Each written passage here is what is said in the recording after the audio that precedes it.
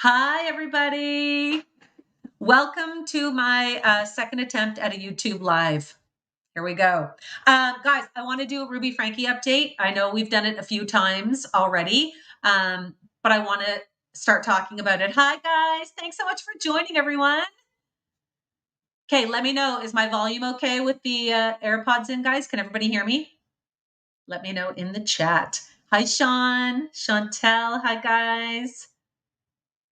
Oh, I love you guys. Volume's good? Hi, Ash. Yes, perfect. Okay. So I just figured out how to share my screen a little bit. So we'll see how this goes. I'm going to put up we did it. All right. So as you guys know, we are doing Ruby Frankie updates. We have chatted about this already a bit, but I want to do a full run through on a live here on my YouTube channel. So we're going to give it a go. As you guys know, we've been talking a lot about Ruby Frankie and Jodi Hildebrand. Of course, they are still in jail right now. They're going to be in for goodness knows how long. October 5th was the date we were all waiting for. And as you guys know, court has not happened yet.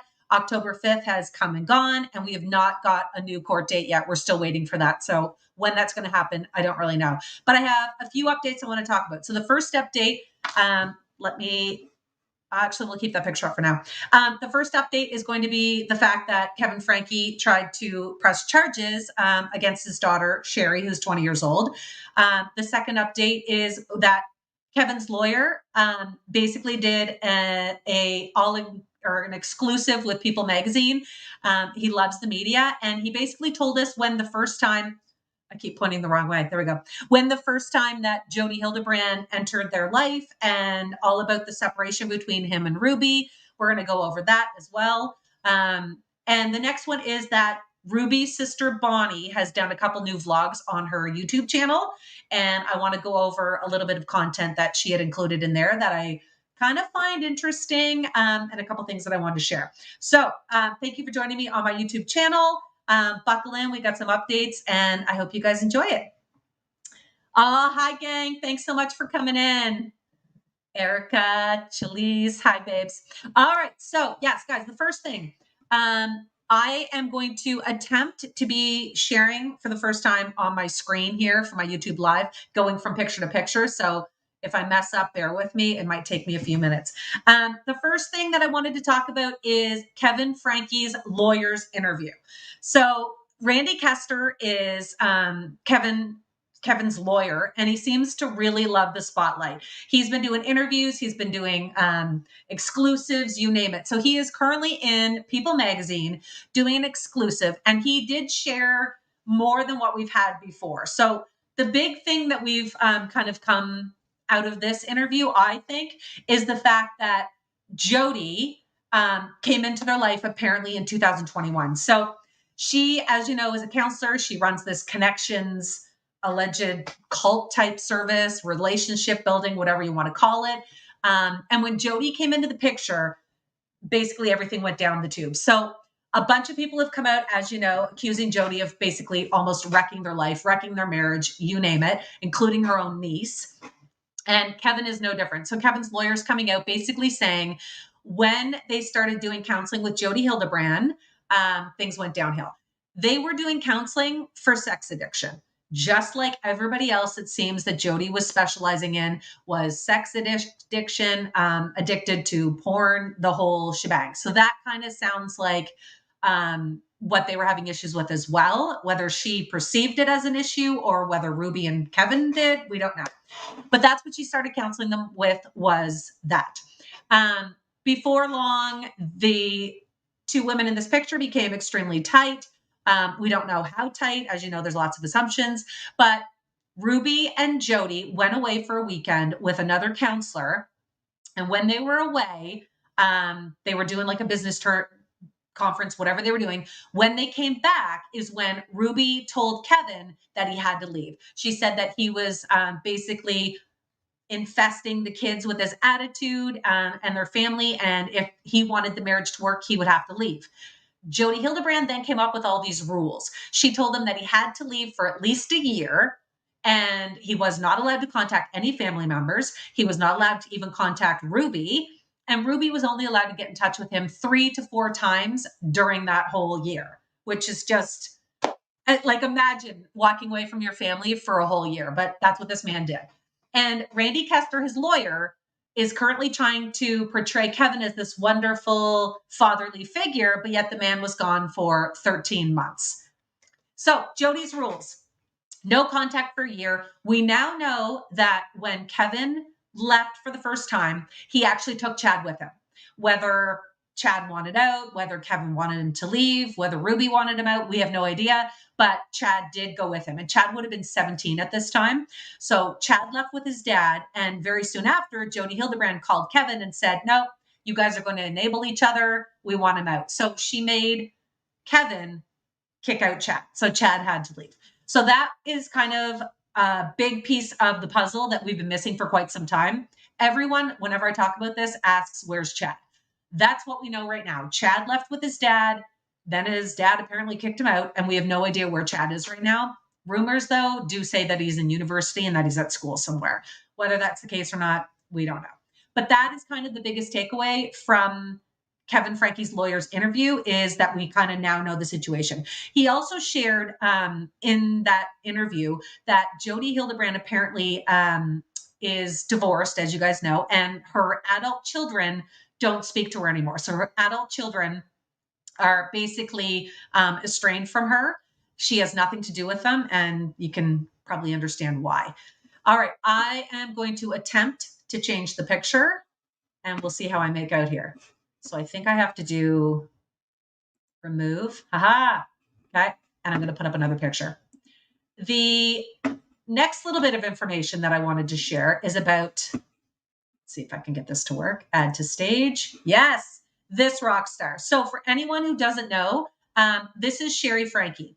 Shari Frankie is the oldest daughter of Kevin and Ruby. She is 20 years old, and she is handling this like a trooper, in my opinion. She has gone to the custody hearings. She is not speaking to any media. She's not done any interviews. She is keeping herself, in her lane. All she's worried about is her siblings, it seems. And I just feel like she's handling this like a rock star. So we didn't know where the children were. We've been hearing rumors. There's lots been going on, but a news team, I believe it was KUTV, if I'm not mistaken, basically did an RTIPA and got like a right to information and got information from the police, and they have shared it now. So the information was eye-opening, to say the least. We learned a lot from it, but we also learned that Kevin Frankie was trying to press charges on Shari for vandalism, or whatever you want to call it, and burglary, if you can imagine, of her own home. When all of this went down, we now have a better timeline. We now know more details. And basically what's going on was, according to these documents, when the 12-year-old escaped from Jody Hildebrand's home, the police immediately, of course, raided Jody Hildebrand's house. They did a full sweep of the home, and they found the 10-year-old in the same situation. From reports and the 911 calls, it sounds like they were tied somehow to the floor. They were restrained. As you know, they had severe lesions, and they were malnourished, and they needed to be hospitalized for however long to fix whatever issues were going on from that. They were the only two children we now know that were in the home. The other two children, the two middle children, so 14 and 16, the two girls, were apparently not there, and the police needed to locate them. So the police ended up going to the Frankie family home, tried to get into the home. It was all locked, curtains and blinds all drawn. No one was there. So what they ended up doing was kicking the door in. And they do have noted in this, the reports that were gotten, they do have it noted that it was significant damage to the front door. So they kicked the door in, literally. Once they had the door kicked in, no one was home. And it sounds like from this report, they ended up contacting Shari Frankie. So they called Shari, and it sounds like Shari is the one that told them where her younger sister worked, because they immediately called, I believe it was the 16-year-old's workplace.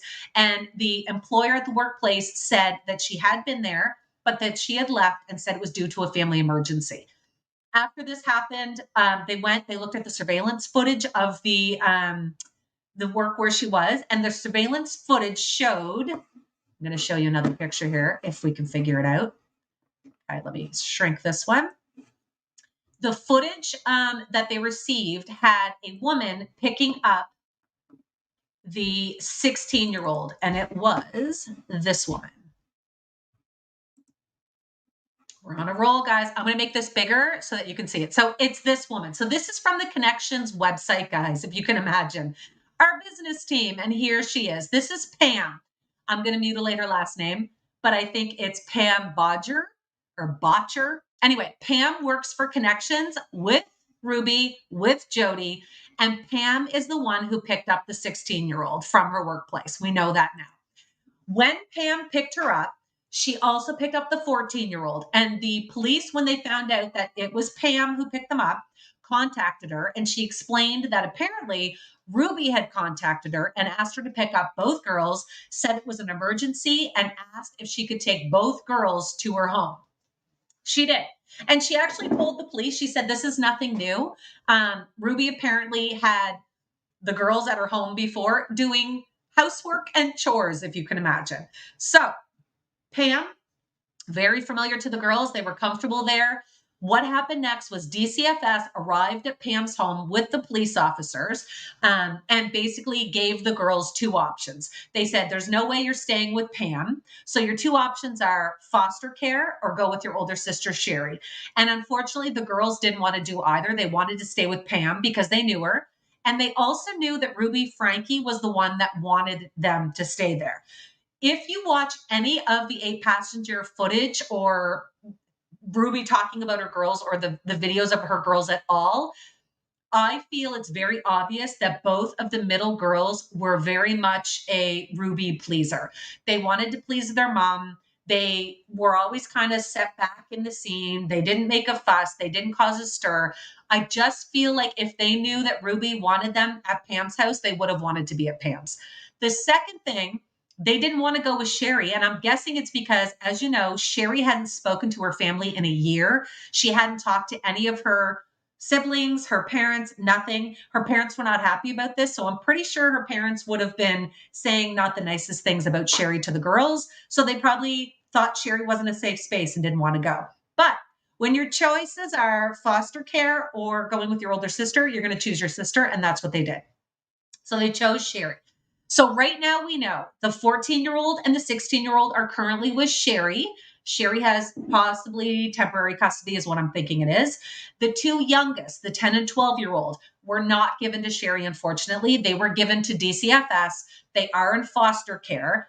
And we've heard from Kevin's lawyer a few times that Kevin hasn't spoken to his kids and he hasn't seen his kids and he doesn't know where his kids are apparently.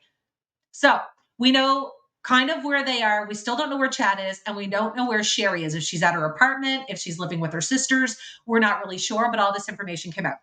What happened after the girls got picked up from Pam Bodger's house is that Shari and the DCFS operator went to the Frankie family home. When they got there, of course, the doors already kicked in because the police had done it. So they entered the home. On the way there, the DCFS worker contacted the police and asked them to be there at the home as well. And so they did. So the police were there with them. They went in the home. They got items for the 4 children, clothing, whatever they need. And Shari, I'm going to put Shari's picture back up here, guys. Shari, in my opinion, was an absolute rock star. And when she went to the home, she didn't just gather the things for the kids. So I'm going to tell you what I think she did. And then you guys can let me know in the comments if you agree or not. Let me just put her picture back up here. So here's Cher. When she went in, she ended up getting a bunch of items as well, electronic items and some other things. She ended up getting, I believe it was 3 tablets, and Kevin refers to them as electronic journaling or journals. She also got written journals, and she also got passports, including Kevin's passport, which I think is hilarious. We don't know what was in those journals. We have no idea why she took them. My guess is it must have been some sort of safe or, an area where these things were kept, and she just grabbed it all. Because if you think about it, your passport, journals, things like that you would have in one area. I feel like that's possibly what she did. So she went in, she took these items, and she left. When Kevin got there, we believe it was the next day because that's when the call was logged into the police station. So we believe it was the 31st.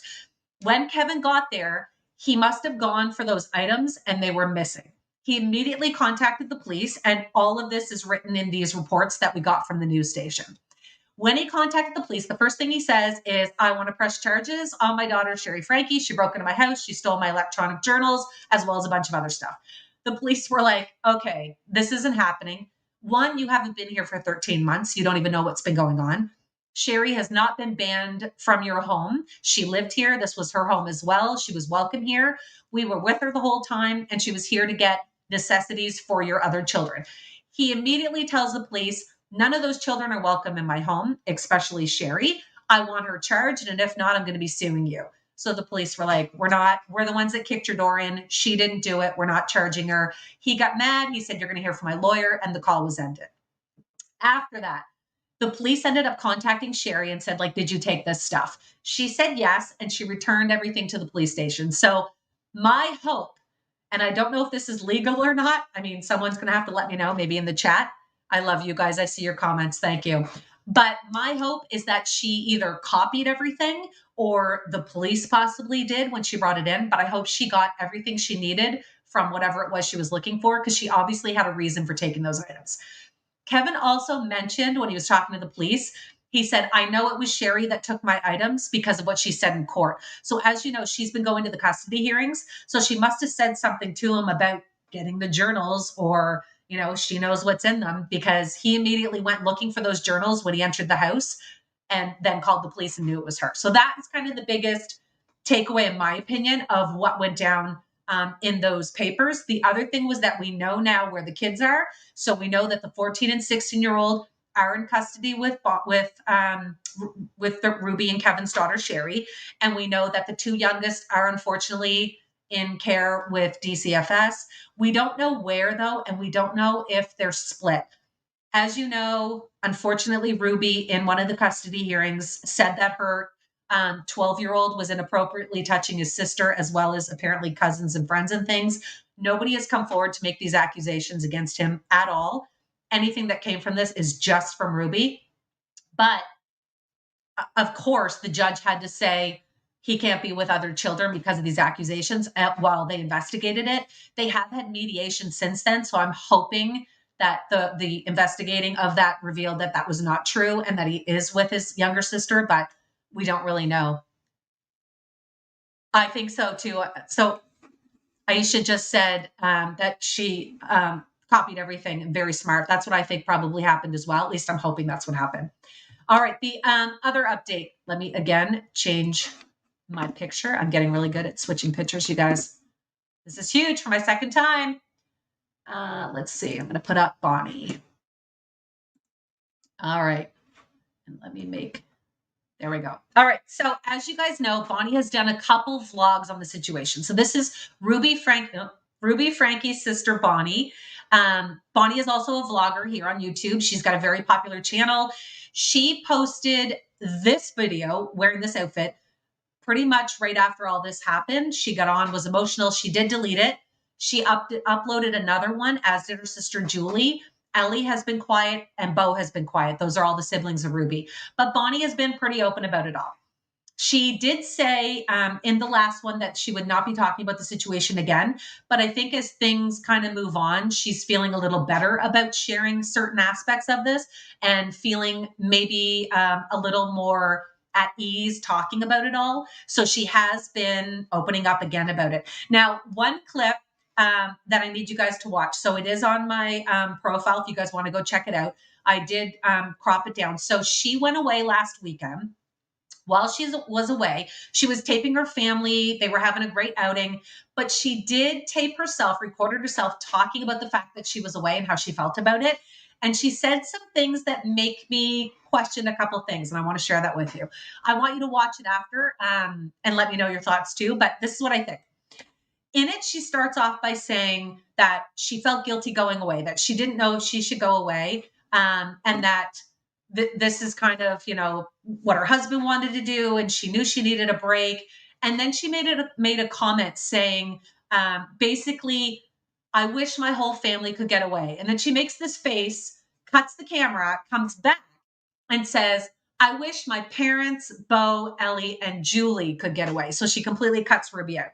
So I think she's trying really hard to distance herself from her sister and let us know, like, I haven't talked to my sister in years. This isn't anything new. I am not a part of this. Like, I think she's trying to distance herself. The second thing that she said that made me start wondering what was going on was this. She then goes into the kids and she talks about how much fun her kids are having and how much she loves, how happy they are there and they're having so much fun. And she says, I wish all the kids could do this. And she says, I do feel that that will be happening in the near future. And then she makes a comment and she says, unless you're an idiot, you know who I'm talking about. She's obviously talking about Ruby's children.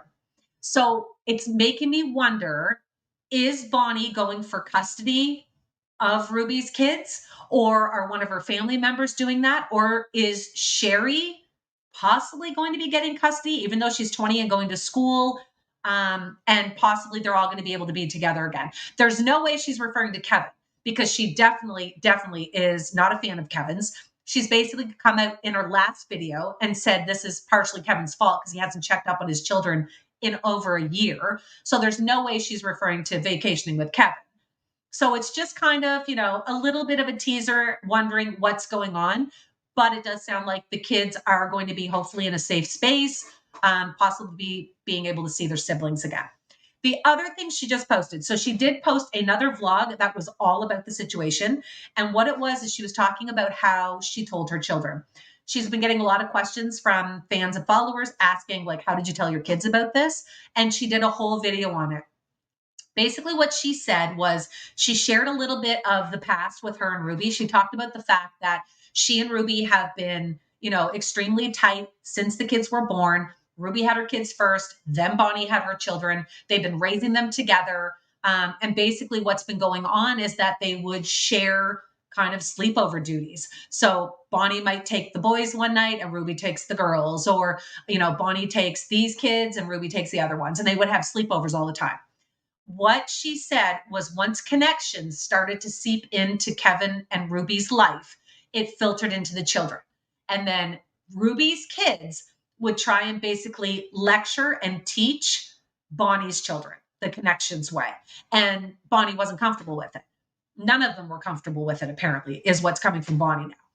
Ruby, however, was pushing this. She says that Ruby wanted them all to use like the verbs, the verbiage, the wording that Connections was using, like distortion and truth and all of this. And she had no interest in doing that. So she ended up, after this was going on for a while, she told Ruby no more sleepovers. She said, my kids aren't comfortable with the sleepovers anymore. I'm not comfortable with the sleepovers anymore. We're going to have to end this. And apparently Ruby got extremely upset. As you can imagine, that would not be an easy conversation. And about 4 weeks after is when she said Ruby cut them all out. So she didn't even have a conversation with them. She just cut them out of her life. It appears the only person she had a conversation with was her own parents. And that did not go well, as you've heard from Bonnie's vlogs. So after the 3 weeks, she completely cut them out. And she said she had to tell her children this. So her children kind of knew what was, happening from the get-go with that, and that they weren't allowed to see their cousins or their aunt and uncle anymore. What happened when Ruby got arrested, we now know. Bonnie shared it in her vlog. So basically what happened, she said she was at the new house. As you know, they're building this big, beautiful home. They were there working on it with the children when Julie called. So Julie ended up calling. She put her on speakerphone and the kids were there. So they did hear what was going on. As she's talking, they do a three-way and they get Ellie on the phone as well. So then it's Ellie, Julie, and Bonnie all chatting about the situation. As things unfold, they're sharing, they're talking about it, and the kids are there listening. Bonnie said it was important to her that the kids knew everything that was going in real time, so nothing was going to be like shocking for them. So they shared everything. She said they eventually went home. She had the kids with her. They contacted her parents, who of course were on a mission, away, like overseas. And they told them what was going on. It was a difficult conversation, but it had to be done. So again, the kids were there the whole time. So she said there was not going to be any shock when they go to school and then find out these things were going on. So that's kind of the whole gist of that. I wanted to kind of run through everything, testing out my YouTube channel for the second time ever. So thank you to everyone who's been in here with me. I am going to come to the comments and see if I can get some questions from you guys. I know you've been posting and I really want to share. The first thing though is shout out to Sarah. Thank you so much, Sarah, for the donation. I noticed that coming up in green. I wasn't sure what it was, but thank you so very much for that. And let's see, we had T. Lee say he shouldn't get custody of R or E, and I hope Shari gets custody and money of everything. I agree. I don't know. I personally don't think Kevin should be having custody of any of the children. I, as you know, have been digging through this for the last month or more, going through all their videos and things. And Kevin, the discipline that these people deal with is up here. It doesn't matter what the situation is. You could spill a glass of milk on the floor where we would handle it here. They're up here. Like everything is major in the disciplinary styles of Kevin and Ruby. And it's just not reasonable. It's not a way you can like raise children healthy. You cannot have everything up here. I'm going to say a little something controversial, I guess, here just for a sec. It really disturbs me, Ruby's accusations against the 12-year-old that he was inappropriately touching people and that he admitted to doing it to 20 other people and all these things. I'm really bothered by that. And as a mother and teacher and human, I feel that, and I've said this before, but children that age are so curious about their bodies and about other bodies. It is so normal for them to have exploration time and questions and, wondering what's going on and what things are. And if you don't handle that properly, it is so damaging to children. And I just feel if Ruby had walked in on, her 12-year-old son checking something out or wondering or doing anything like that, I think she would have handled it up here. I think she would have embarrassed him. I think she would have tried to discipline him. I think she would have looked at it like it's this dirty, awful thing. And I feel like Jody and her would have handled this so inappropriately and possibly tying them up on the floor and not feeding them due to something like that. I think it's absolute BS what she said in court about them. I don't believe it for a second. What 3-year-old picks up a laptop and starts typing in boobs or whatever she's trying to say he was looking at? She said that he was looking at inappropriate pictures when he was 3. Like, I don't know any 3-year-old that's able to type in, whatever they're searching for into Google when they're 3 years old. Like it's asinine. Like it makes no sense unless she was handing them the iPad with the pictures already on it. Right. Like I just think it's BS. I agree with you guys. Is it a good sign? Oh, Jody's niece admitted to being forced to write her sins. And oh, yeah, I feel like that's what happened to the youngest boy. Do you know what? I completely agree. When you listen to Jody Hildebrand's niece's conversation and what she went through, it is almost identical to what he was going through, it seems. All the accusations Jody put on her niece were the accusations that Ruby's putting on her 12-year-old. Like there's too much of a correlation there for it to be a coincidence. Like I agree with you guys. I think it's disgusting. I think it's set up. All right. So Evan asked, do we know the next court date? We don't. So what went on with the court date is a whole bunch of things, actually, which karma, in my opinion. So what happened was the first initial court date was supposed to be September 21st, as you guys know. However, Jody Hildebrand's lawyer put in a motion to have it expedited, to have it done quicker. And they did. So they moved it from the 21st, which was a Thursday, to the 18th, which was Monday. So Sunday night, we were all getting ready. We're like, okay, we got to watch this. And then, of course, Monday morning, we all get the cancellation notice that the court session had been canceled. What ended up happening was the the lawyers put in a motion to have the trial extended and postponed because of the huge amount of information they have to go through. Just imagine, guys, what they have to go through. All the podcasts, all the videos, all the vlogs, like everything they have to go through. So the judge was like, yep, you're right. I'm going to do an extension. And what we all heard was October 5th. But if you look it up, apparently what he said was after October 5th. So there has not been a court date announced just yet. However, I'm not too upset about it because what it means is Ruby and Jody right now are still in jail and they can't get out. There is no bond being set for them right now. There is no bail. There is no way that they're getting out currently. And they're probably losing their minds. Like they want to know if from now until the time their court actually starts, whatever their court date's going to be, they want to know if they can go home with their, ankle bracelets or whatever they're going to have if they get out. Personally, I don't think they're going to be able to get out, but this is what they're looking forward to. And they don't even have a date right now. So I think it's good. Lisa, you're saying October 25th. How do you know that? Did it get posted? Oh, thank you, Susan. I was aware of that. I forgot. Thank you. I personally don't think Shari should have custody of the kids. I have nothing against her, but she's so young and it's a lot of responsibility. I think they should go to an aunt. Do you know what? And I thought that from the beginning that she wouldn't be able to have custody where she's only 20. She doesn't have the financial means right now to take care of those kids. And I always thought there was some sort of stipulation that if you were going to adopt, say, 4 children for foster care, or even have temporary custody, that you had to have their own bedroom for each child. Perhaps that's not the case where they are, but she doesn't own a home. So I don't know. I mean, we don't want her to stop going to university to care for the kids, although I'm sure she would do that. But hopefully there's a better solution, like possibly the grandparents. I don't know Bonnie well enough, but perhaps Bonnie. I don't know what your opinions are on Bonnie raising them or not. What's going on with Chad? We have no idea. Chad has been MIA right now. We know that when he first moved out, he did go with Kevin. But then Jody Hildebrand told Kevin that apparently Chad can't live there because they're enabling each other. So Chad did move out. What the word on the street is right now is that Chad's in school somewhere going to university, but we don't know where he is currently. Did you hear the story from Ruby's cellmate? Is that true? So this one, I like this question. I don't believe anything that was said from that, unfortunately. So yes, I have heard the cellmate stories. I do feel that it was exaggerated.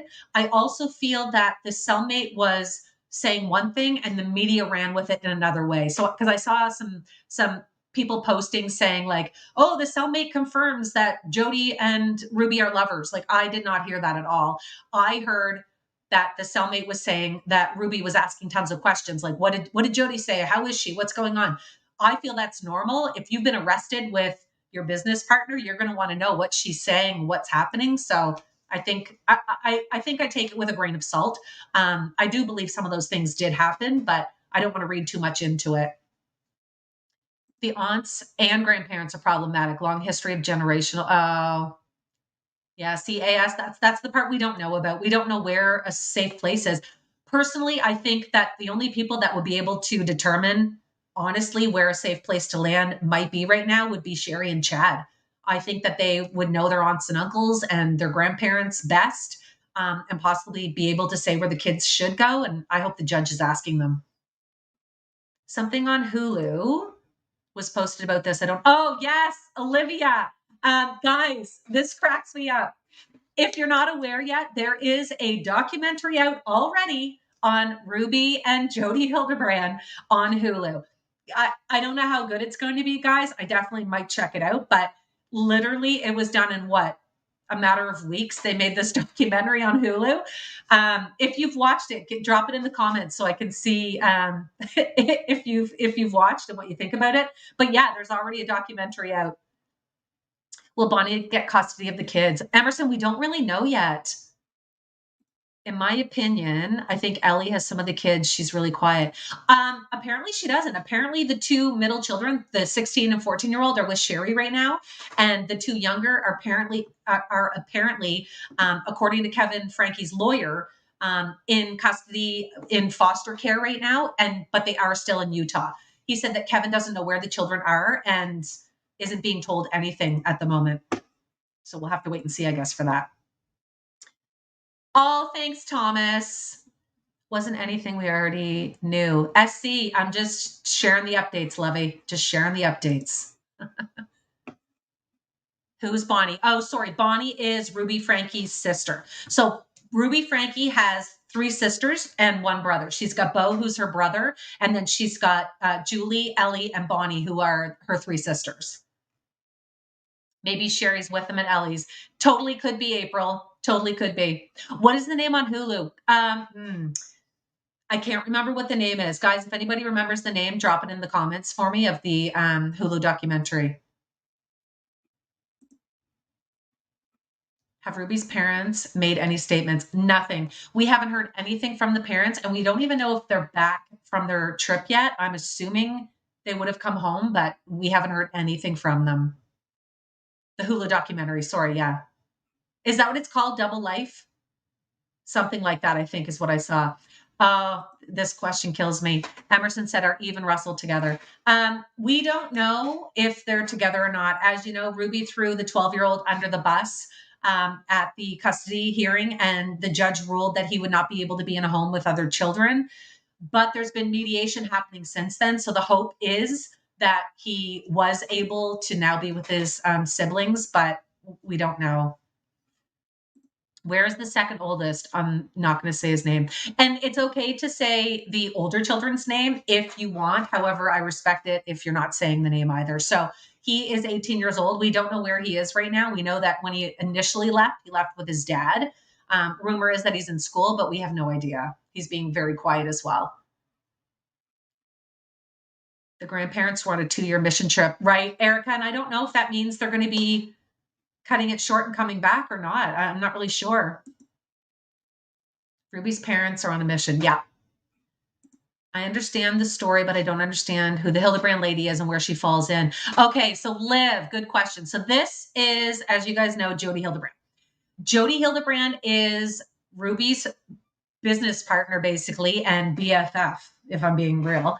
So what happened was in 2021, Jody Hildebrand entered their life as a therapist. So she's like a counselor, therapist, and basically she came into the picture and she started counseling Ruby and Kevin on sex addiction and apparently an addiction to inappropriate pictures he had.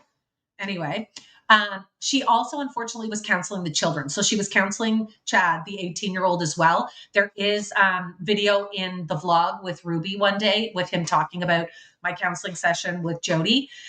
What happened was when the YouTube channel started going bad for Ruby, once the public basically saw how terrible she was with disciplining her children and, withholding food from them and just awful ways she was dealing with her children, people started getting upset, posting comments, doing petitions, having DCFS sent to her home, police sent to her home. In the last 4 years, it's been recorded that police have showed up at Ruby and Kevin's home at least 15 times to do welfare checks. Like it's been rough for them, and rightfully so. Because of that, she stopped posting. So she stopped completely on January of 2022 last year. And when that happened, everything kind of went bad for her, it appears. She started like blacking out her windows. She ended up kicking Kevin out of her house. She ended up like leaving the kids alone for days at a time. Neighbors said it was like 5 days at a time she'd leave the children. And she'd head to Jody Hildebrand's home. So Jody Hildebrand owned a home that was about 4 to 5 hours away from the Frankie household. She would leave the children and go tape this Connections podcast with Jody, and they both became the face of Connections. At first, it was just Jody's thing. And then when Ruby joined, it became the two of them, and they started doing all the podcasts together. So people started wondering if they were together, like, partners, or if they were just business partners. I find a lot of their stuff, a lot of their content to be like homophobic. So I can't imagine that they were together, but maybe they were protesting a little too much because they were together. Who knows? But yes, they ended up partnering, and that's how Jody Hildebrand became, involved in all of this. It sounds like Ruby almost moved there because of the podcast at one point. So instead of driving back and forth and then having DCFS contact her, she packed up the two younger kids and, moved in with Jody, it almost seems like, and left her 14 and 16-year-old home by themselves. And that's how we ended up having the 12-year-old escape from Jody Hildebrand's home and going to the neighbors for police help. Oh, AJ, I love you. Guys, I am brand new to doing these on YouTube. I've always just done it on my TikTok. Hi, TikTok. So yes, I am definitely going to try and get over here more and do this. And I will try and get memberships set up. I don't really know what they are just yet, but I will get those up and running, and I'll let you guys know when all that's going. So thank you so much, babe. Will there be any recordings of the court? Good question, Evan. So we don't know what's going to happen. As you guys know, it was a shit show, if I can say that on here. In the court system, the last time, it basically, there were so many people trying to get on the live stream that it crashed it. The judge was losing his mind because everybody was just acting like it was a reality TV show instead of a court session. We don't know what it's going to look like for the next one because it was canceled. I'm assuming it's going to still be a go. I know that there was rumors it was going to be audio only, but then it looked like there was a video link attached. So we're going to have to wait and see. Right now, we're not really sure. The two youngest children are with DCFS. Yes. Yeah. Judge said no, it's children involved. So Jeffrey, for that one, what the judge was referring to is you're referring to the closed court case. So for the custody hearings, that will not be live streamed. We're wondering though if it's going to be a closed session. The last time in the custody hearing, the representative for the kids, I believe her name was Veronica Blanchard.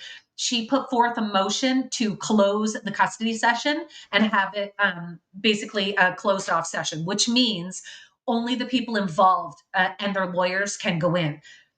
Technically, that would mean that Shari Frankie isn't allowed in either. However, the judge, when he let everyone know that this motion was presented, told everyone not to say anything confidential during that custody hearing and just talk, semantics, just talk dates and stuff like that.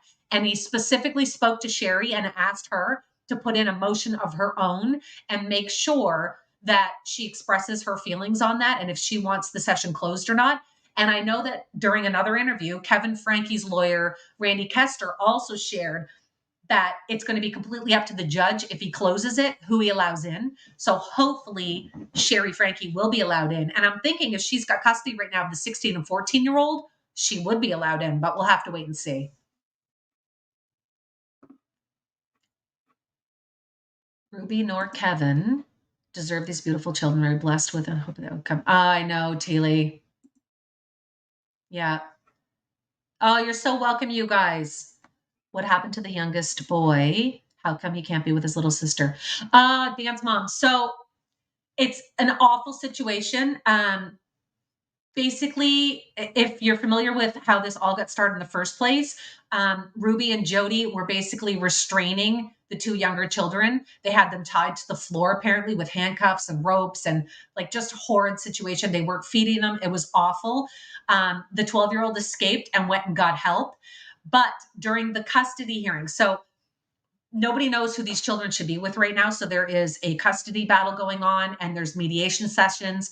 And she, of course, showed up on her video vlog from jail. And during the custody session, she told the judge that the 12-year-old had been inappropriately touching his sister, as well as apparently 20 other friends, family, and neighbors. But we all know apparently Ruby cut her family out within the last 3 years and hasn't seen her family. So what cousins are you talking about? And there has been nobody that has come forward to say these things, these allegations towards the 12-year-old at all.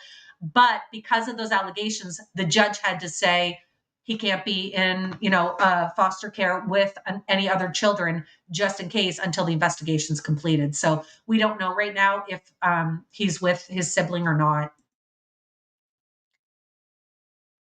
Oh, I get this question all the time. Claire, you're not the first person who's asked. So Claire just said, I know it's not relevant, but where's the dog? I have no idea. We have not seen any pictures or any information on the dog at all. I don't know if I'm praying that maybe Chad or Sherry has them or something, but we have no idea. No idea. And it does not sound like the dog was part of the situation with Ruby going back and forth from Jody Hildebrand. She wouldn't have been able to have the dog with her. So perhaps Kevin had taken the dog. I don't know. Heather, I know. I've got to get that set up as well. Wasn't it? Oh, hold on. Wasn't it alleged early on that one little neighborhood girl came forward with a claim? So I think what this was is that during the first custody hearing, there was a lawyer there with one of the neighbors. And when Ruby Frankie shared these horrible accusations, the lawyer stood up for this neighbor and said, we want to know what the accusations are and what the 12-year-old has said. And the judge said, absolutely not. This is not the place for that. There's another time and place for that. So I think that's where this came from, is people thought that this neighbor was there saying that. And I don't believe that's the case. We don't know why that neighbor was there and why the neighbor had a lawyer as well. But hopefully that's not what's going on, but we're not sure. Yep, Chad's 18. So Shari is 20, Chad is 18. The two middle girls are 16 and 14, and the two youngest are 12 and 10 right now. How have their vlog families reacted? Oh, good question. Not well. I'm going to say that. So, not many have come out and shared their thoughts on it, but a couple people I've witnessed have made little brief statements. I know that one of the Mormon vloggers was asked or called out saying, "I know you used to do a lot with this family. Like, what do you think now?" And she basically said, "I haven't seen or heard from them in 5 years." Like everybody's distancing from themselves as fast as they can. Um, if you are watching on my YouTube right now, go to my videos when we're done this. I have a video on there. Thank you for the love hearts on TikTok. Thank you guys. I have a video on my channel right now, and it's with Chad. So Chad Crusher is what he's calling himself these days. Chad was in a Mormon vlog with Ginger, his wife. So it was called Chad and Ginger. Chad has come out and he is telling everything that he knows about the situation. If you're not familiar with Chad and Ginger, they were Mormon vloggers that came out around the same time as Ruby and Frankie, Bonnie and her husband, Ellie, like the whole, Mormon vlogging movement. It was really popular in 2015 when they started. The Mormons seem to love having the vloggers out. It, pushed their religion. It got, information out. It educated people on what the Mormon lifestyle was like, and they promoted it. So they used to have these conferences and these sessions, and all the Mormon vloggers would attend these. And I keep saying Chad, Carl Crusher. Carl has come out and said, "I'm no longer a Mormon. I don't believe any of this anymore. And I have seen the underbelly of this Mormon vlogging video families. And guys, it's so disturbing. I'm not going to get into the details of what he said because I'm not kidding. It's disgusting what he witnessed, but you can listen to him yourself. He is on my video telling it all. I believe it's titled The Frankie Family is Not What They Portray, I think is what I named it. But it's Carl and I talking, and Carl shares what went on specifically at a party he attended with, I believe, Bonnie and Julie were perhaps there, as well as some other Mormon vloggers. He said as soon as this happened, he, beat the feet and got out of there, and he's not looked back. But it's extremely disturbing. So he basically said, like, Carl and his wife Ginger are on Bonnie and Julie's vlogs. They were on their vlogs. They vacationed together. They went to Disney World together. They did tons of stuff together.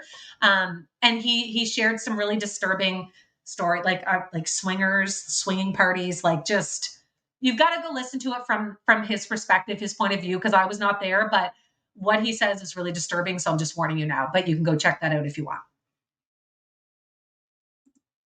I swear the Mormons are some of the freakiest people, closet free. So the problem I think with this is that Mormons are getting such a bad name from extremists like Ruby Frankie. So, I mean, I know lots of Mormons that, are normal and, live an everyday normal life, and they are not living like this. But with any religion, things can get to an extreme and then it just goes bad. And look at Lori Vallow, right? Like, I just think it's so easy to fall down that deep, dark rabbit hole of becoming a fanatic in certain, paths. And unfortunately, it gives the religion, the whole religion, a bad name. And I think Mormons currently are trying to rebrand themselves because of that.